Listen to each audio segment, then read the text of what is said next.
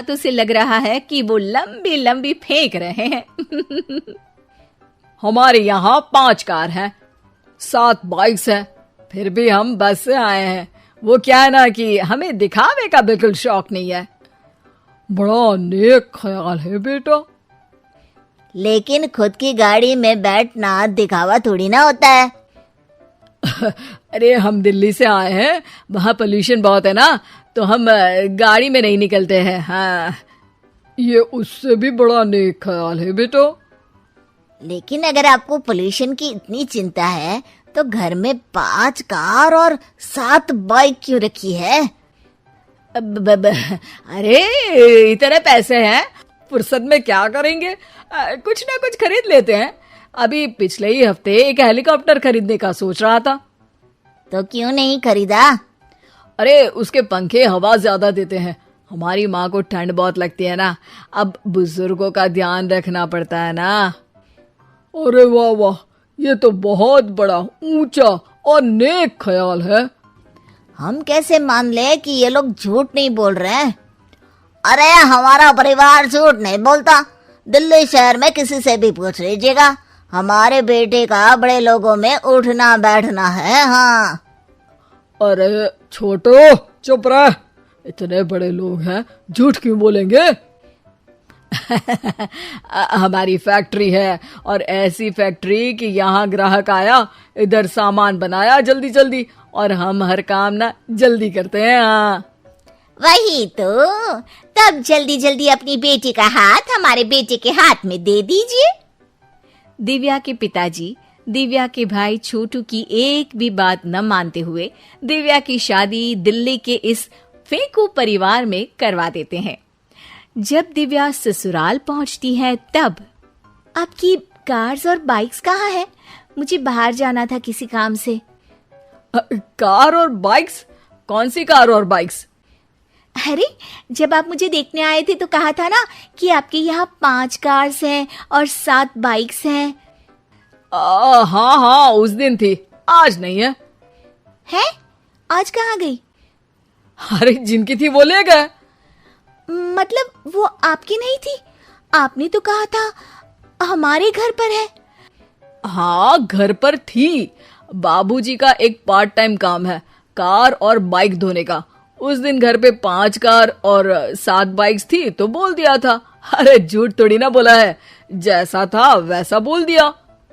और वो हेलीकॉप्टर खरीदने वाली बात, वो झूठ थी क्या? अरे बिल्कुल नहीं, शहर में एक नई कंपनी आई है पंखे की, जिसके पंखे बड़े हैं। कंपनी का नाम हेलीकॉप्टर रखा है। जब लेने गए तो हवा बहुत तेज फेंक रहा था, तो माँ ने बोला ठंडी लगेगी बेटा। वैसे भी दिल्ली में ठंड ज्यादा होती है ना। झूठ कहाँ बोला मैंने, जैसा था वैसा बोल दिया।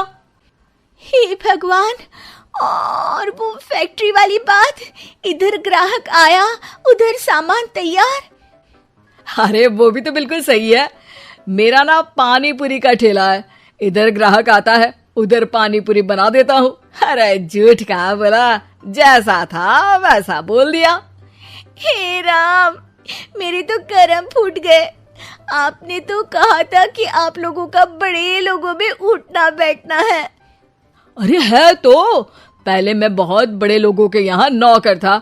जब भी कोई गलती करता तो वो मुझसे उठक बैठक लगवा देते। हो गया ना बड़े लोगों में उठना बैठना। दिव्या अपने साथ हुए धोखे पर रोने लगती है और ठान लेती है कि वो ससुराल वालों को लाइन पर लाकर ही रहेगी और उनकी ये झूठ बोलने वाली आदत छुड़वा कर रहेगी। आप लोग खाने में क्या लेंगे? करेला खा लूंगा। अरे मुझे तो टिंडे खाने हैं। कद्दू खाऊंगा। अच्छी बात है, खाने की टेबल पर मिलते हैं। शाम को जब सब खाने की टेबल पर मिलते हैं तो सब देखते हैं कि टेबल पर प्लेट्स में एक पूरा और कच्चा कद्दू रखा है, कच्चा करेला रखा है और कच्चे टिंडे भी रखे हैं। बहू, ये सब क्या है? ससुर जी के लिए करेले, आपके लिए टिंडे और श्रवण जी के लिए कद्दू। अरे वो तो दिख रहा है, लेकिन ये पकाया क्यों नहीं है?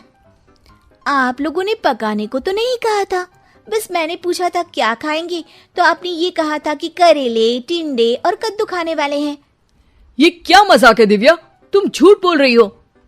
अरे मजाक कहाँ है, आपने कहा कद्दू खाएंगे तो खाइए, ऐसी थोड़ी ना कहा था कि पका हुआ खाएंगे। और वो आप क्या कहते हैं, जैसा था वैसा बोल दिया, झूठ कहाँ बोला मैंने। दिव्या की बात सुनकर, समझकर सब शर्मिंदा हो जाते हैं और उन्हें अपने किए और झूठ बोलने की आदत पर पछतावा होता है। दिव्या समझदारी दिखाते हुए उन्हें सच के रास्ते पर चलने और किसी से मजाक में भी झूठ ना बोलने की सीख देती है और उनके काम में मदद करके उनके काम को और बड़ा बनाने में मदद करने लग जाती है।